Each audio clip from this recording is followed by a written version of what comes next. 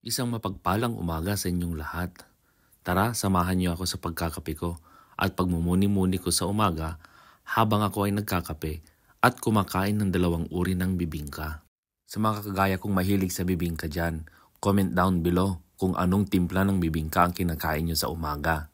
Pwede rin to sa gabi. Iba ang iniisip mo. Masarap to. Tingnan mo tong bibingka na kakainin ko. Kulay ube. At syempre, kulay yelo yung isa. Magkaibang timpla pero parehas na bibingka. Parehas din ang ending nito, ang tunay na ligaya. Samahan mo pa ng mainit na kape at mainit na kwentuhan sa umaga. Tara kaibigan, may ikukwento ako sa'yo. Ay, akala ko nalagyan ko na ng kape yung tasa ko. Hindi pa pala. Ayan, lagyan natin ng kape ang tasa. At syempre, habang tayo ay naglalagay ng kape, naaamoy na natin yung amoy ng kapeng masarap. Tikman natin ang unang higop. Ang sarap. At syempre, titikman na natin ang bibingka. Alin dyan ang unahin natin? Ito, ang kulay ube na bibingka. Siguro masarap to. Sige, tingnan natin. Unang kagat. Masarap, matamis at malinamnam. Ito ang ginagawa ko bago ako pumasok sa trabaho. Magkape muna. Minsan, tinapay ang kasama ng kape. Pero habang ako ay nagkakape, naiisip ko, kumusta na kaya mga pamilya ko sa Pilipinas? May maayos ba silang kinakain? Maayos ba ang kanilang sitwasyon? Masaya ba sila? Sapat ba ang pagkain nila at ang kanilang mga tulog? Mga katanungang nagpapakita ng pagmamahal natin sa ating mga pamilya. Kaya tayo nagbabanat buto at nagtatrabaho malayo sa kanila. Kahit mahirap, dahil gusto natin na maging maayos ang ating pamilya. Sana sa mga may pamilya dyan o kamag-anak dito sa abroad, bigyan nyo sila ng halaga. Kumustahin nyo sila. Kausapin nyo sila.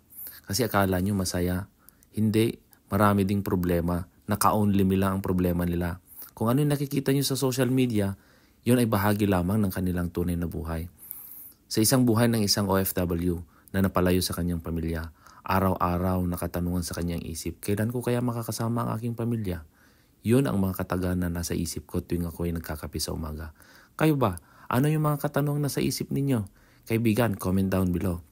Sige, bilisan ko na magkape kasi kailangan ko nang gumawa ng aking mga trabaho. Siyempre, habang tayo ay nagkakape, kailangan din nating intindihin yung lasa at enjoyin yung kape. Dahil minsan sa pagmamadali natin, hindi na natin na-enjoy yung kasalukuyang pangyayari kahit yung lasa ng kinakain natin.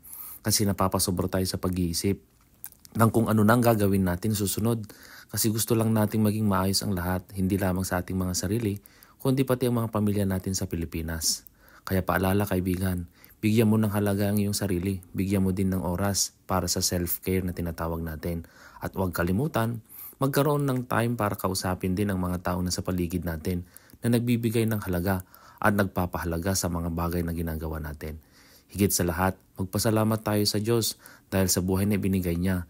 Nagkaroon tayo ng pagkakataon, malayo man sa pamilya, kakayanin natin yan, manalig lang tayo kaibigan. Dahil bawat pagsubok na ang ating kinakaharap araw-araw ay ang pagkakataon din na nakikilala natin ang ating sarili. Paalaala lamang, ang bawat kikitain natin dito dapat gagamitin natin sa wasto at hindi natin dapat sayangin. Dapat alam mo na yan. Sige kaibigan, hanggang sa muli na ating pagkukwentuhan.